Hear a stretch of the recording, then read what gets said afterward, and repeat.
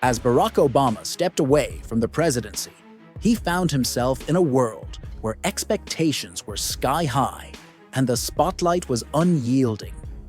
His life after the White House reads like an enthralling novel, filled with lavish homes and breathtaking vacations. But what's the real story behind his post-presidential wealth?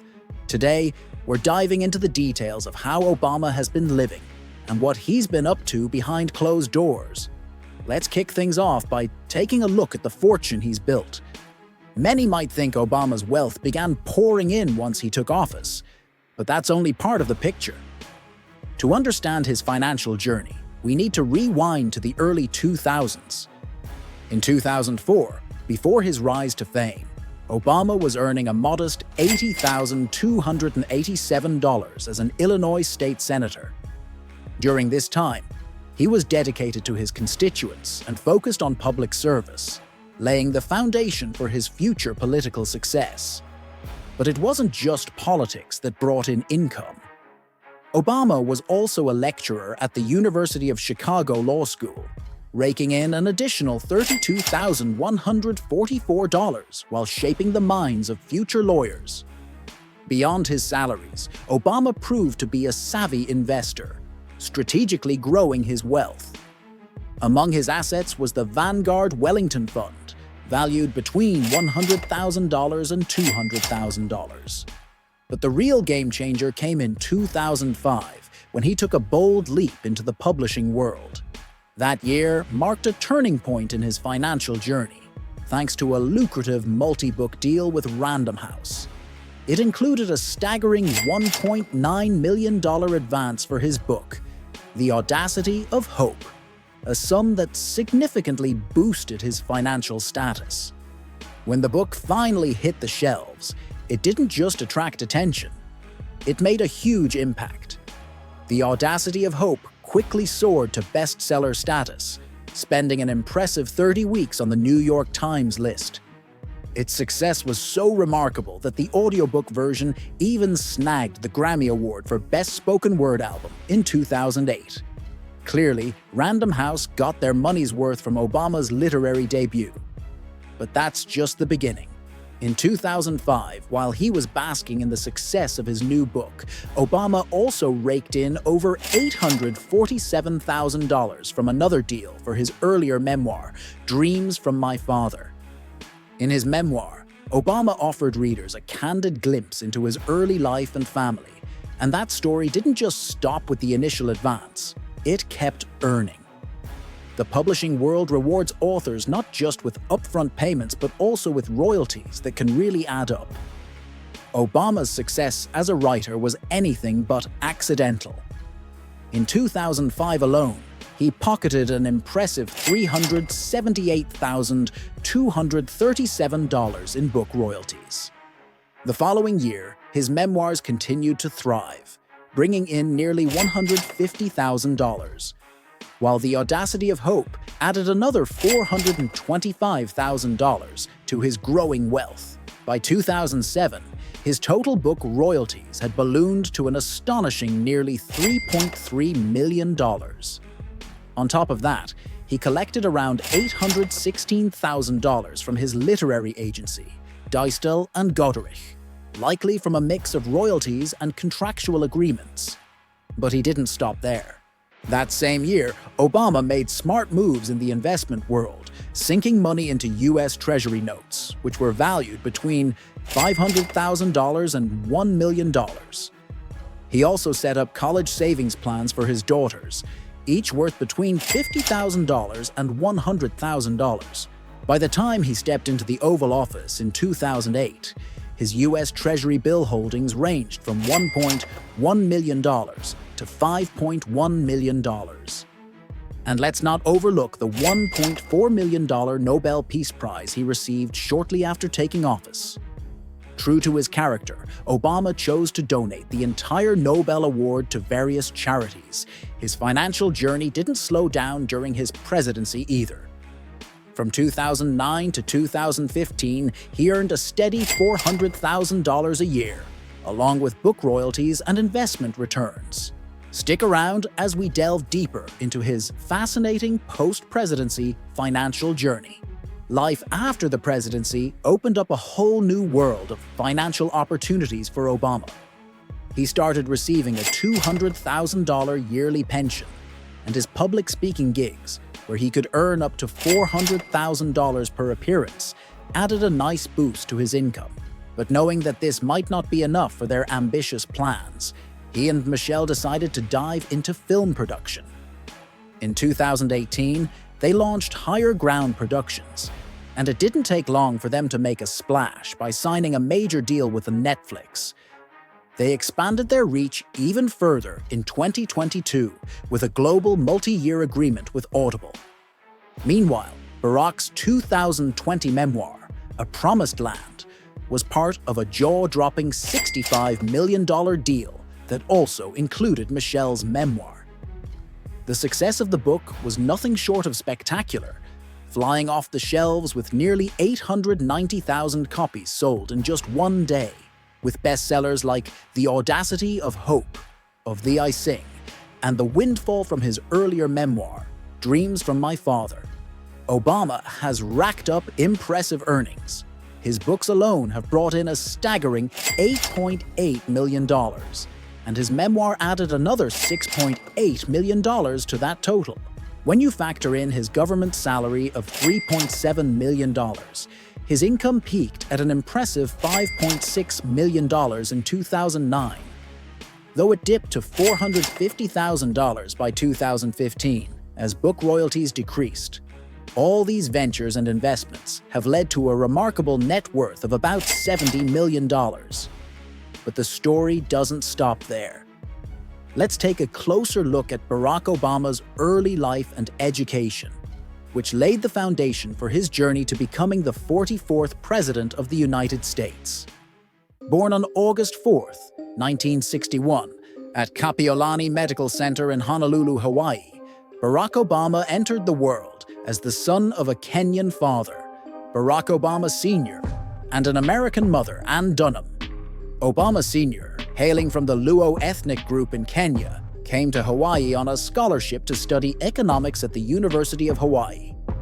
It was there that he met and married Ann in 1961, just 6 months before Barack Jr. was born. Unfortunately, their marriage was short-lived, and they separated a few years later.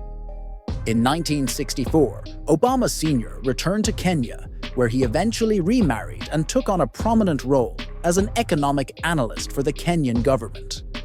After the split, he was mostly absent from Barack's life, visiting only once in 1971 before his tragic death in a car accident in 1982. Meanwhile, Ann Dunham found love again in 1965 with Lolo Swetoro, an Indonesian graduate student studying geography at the University of Hawaii. The family moved to Indonesia, first settling in South Jakarta, and later in the more affluent central Jakarta area. When Barack was just 6 years old, he joined his mother and stepfather in Indonesia. During his 4 years there, he attended local schools under the name Barry, and was also homeschooled in English by his mother. This time in Jakarta not only helped him become fluent in Indonesian, but also opened his eyes to a new cultural landscape. Reports suggest that his stepfather's strict approach instilled in him a strong sense of resilience and a deeper understanding of the world around him. These early experiences, steeped in diverse cultures and educational settings, significantly shaped young Barack Obama. At the age of 10, he returned to Hawaii to live with his grandparents and enrolled in the prestigious Punahou School. It was here that he first grappled with the complexities of his mixed-race identity, a journey he later explored in his 1995 memoir, Dreams from My Father.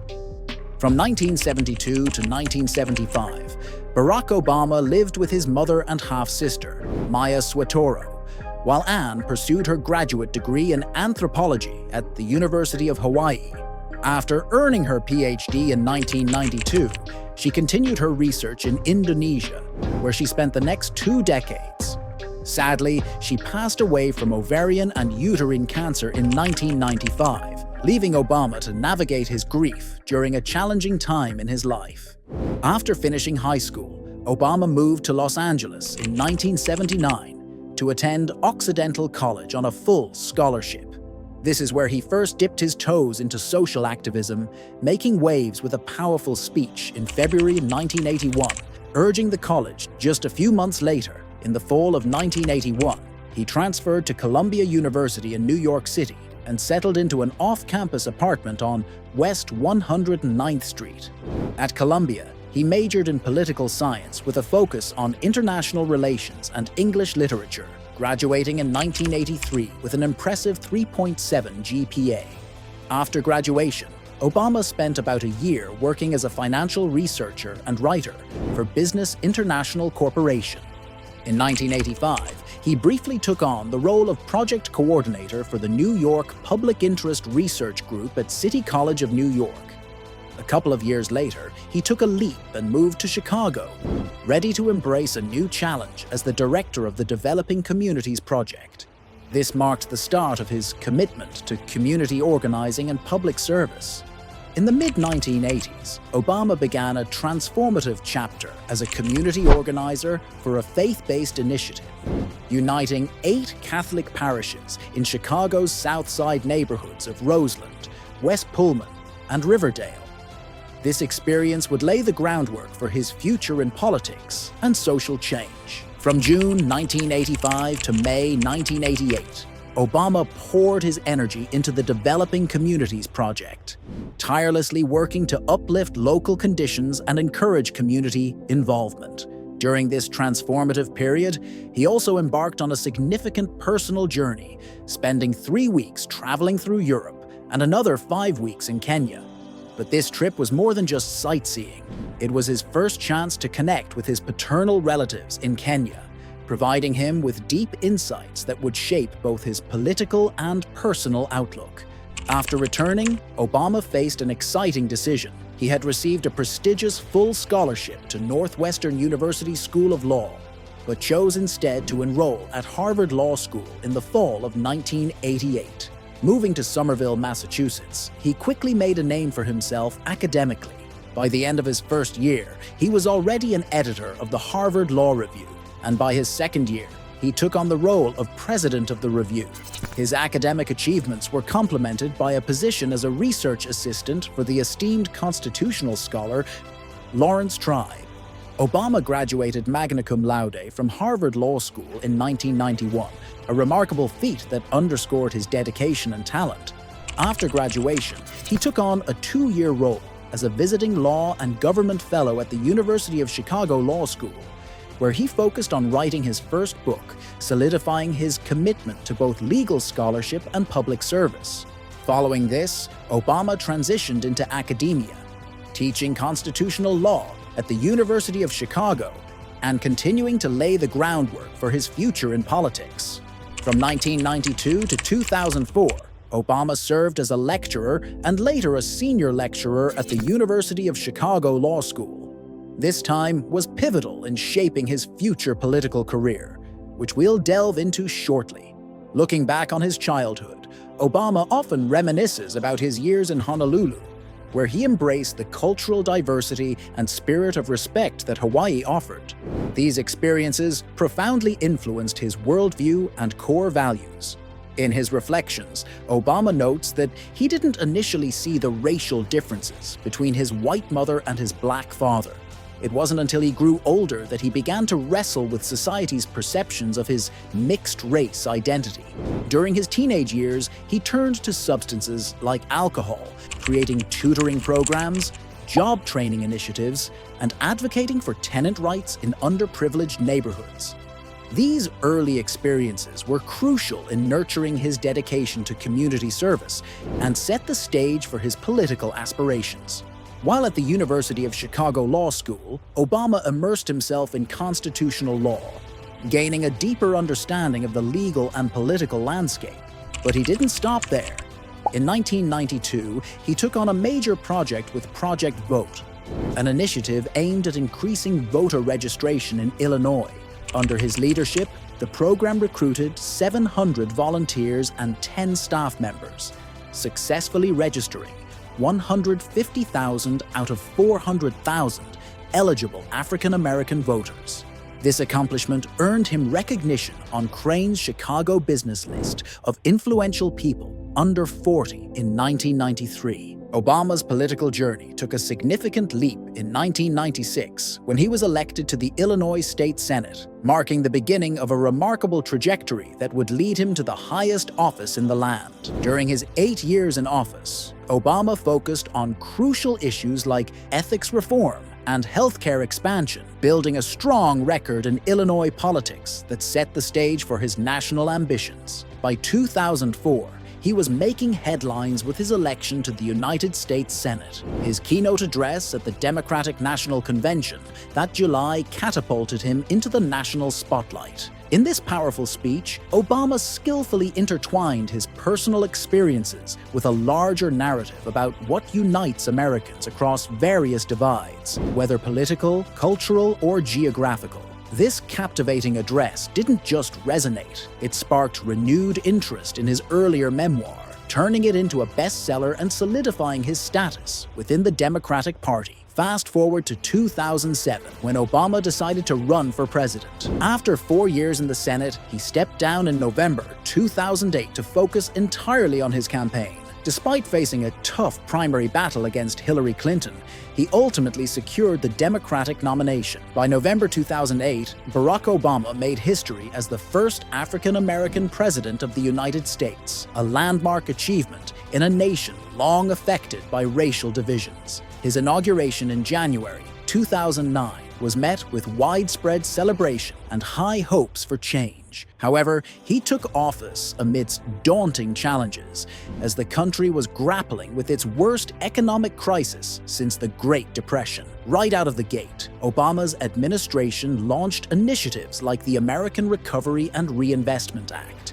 designed to boost the economy and create new jobs. Throughout his presidency, he made significant progress in lowering unemployment rates. One of his major achievements during his first term was the passage of the Affordable Care Act, widely known as Obamacare. This groundbreaking legislation aimed to expand healthcare access and reform insurance regulations, stirring both praise and controversy while fueling an ongoing debate about healthcare in America. Recognizing his vision for global harmony, yet his approach faced criticism.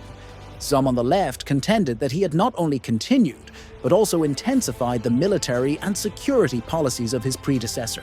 Obama himself acknowledged the difficulties of navigating these complex global issues. When he accepted the Nobel Prize in December, he took a moment to remind the world Obama also championed immigration reform, though he faced fierce opposition from Congress and various political hurdles.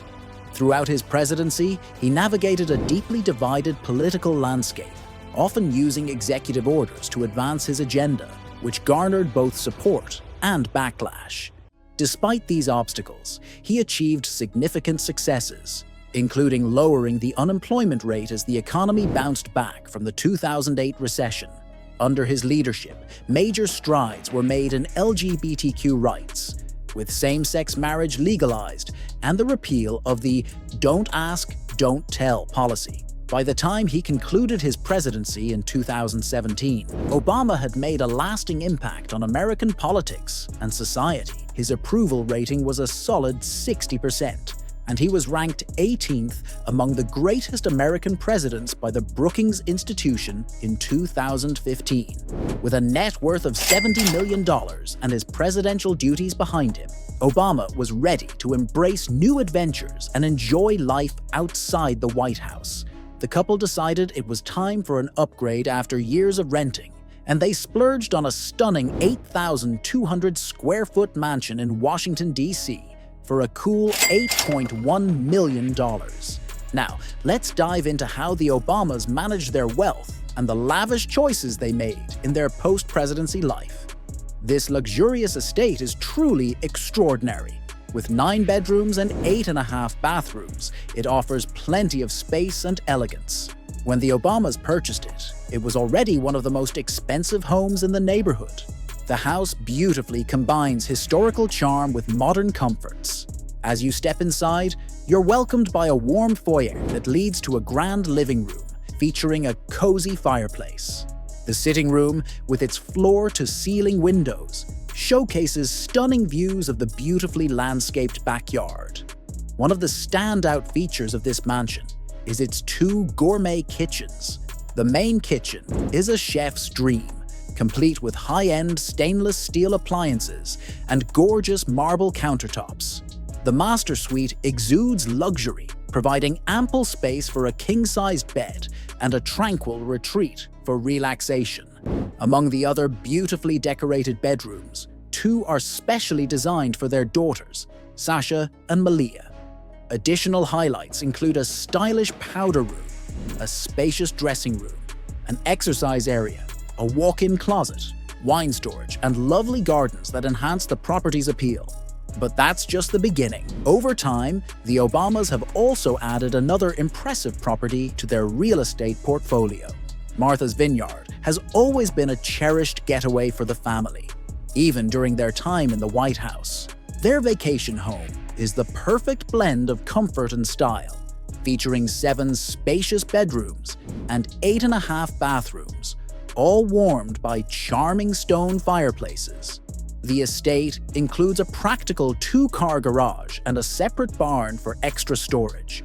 For leisure, there's a swimming pool surrounded by lush trees, offering a peaceful escape into nature.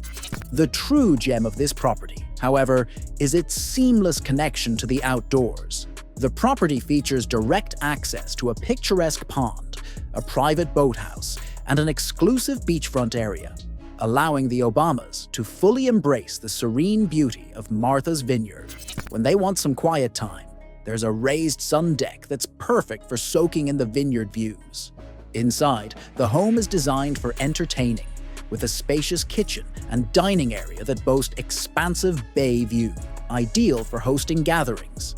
The family room offers a cozy retreat, enhanced by unique architectural details. One of the standout features is the galleried living space, with windows on 3 sides that flood the home with natural light and showcase the island's breathtaking scenery.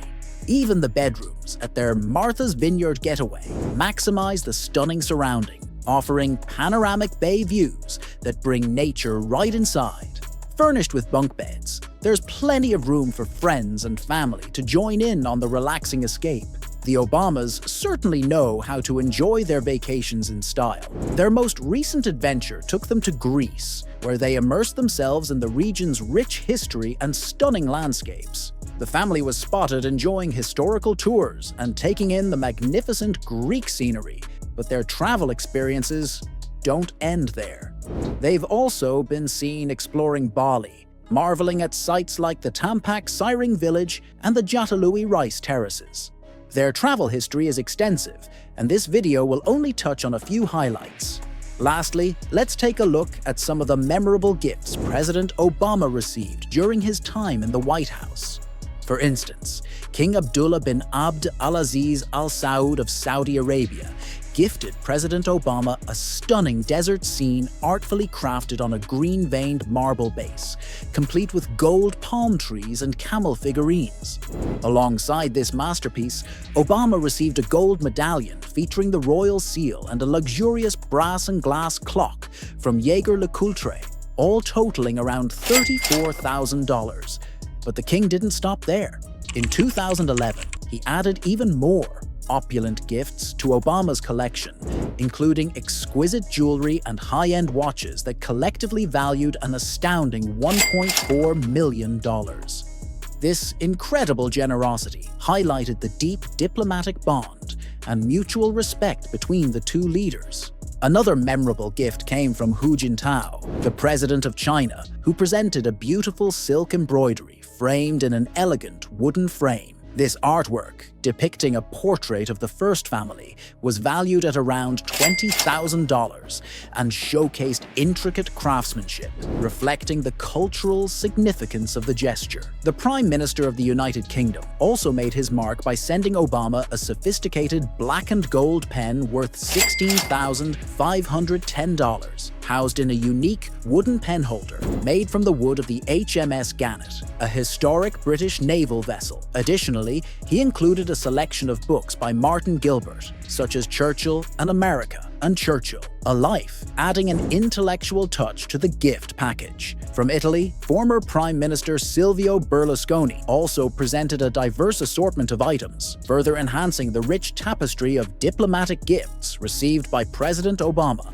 Among the gifts was a book titled I Vetri di Archimedes Seguso, del 1950 to 1959, along with a stunning pair of blown glass candle holders and a beautiful glass fruit bowl. The estimated total value of these treasures was $14,245. Berlusconi also presented a Francesco Basile gold watch worth $6,400, housed in a large crystal case that featured the American flag, an elegant nod to national pride. Israel's president, Shimon Peres, added to the collection with a bronze statue of a girl releasing a flock of doves, valued at $8,000. This poignant gift symbolized peace and goodwill, perfectly aligning with the spirit of international diplomacy. Pope Benedict XVI joined in on the exchange as well, offering a gilded mosaic of St. Peter's Square, a decorative gold coin, 2 insightful books, and a silver keychain. This entire package was valued at $7,905,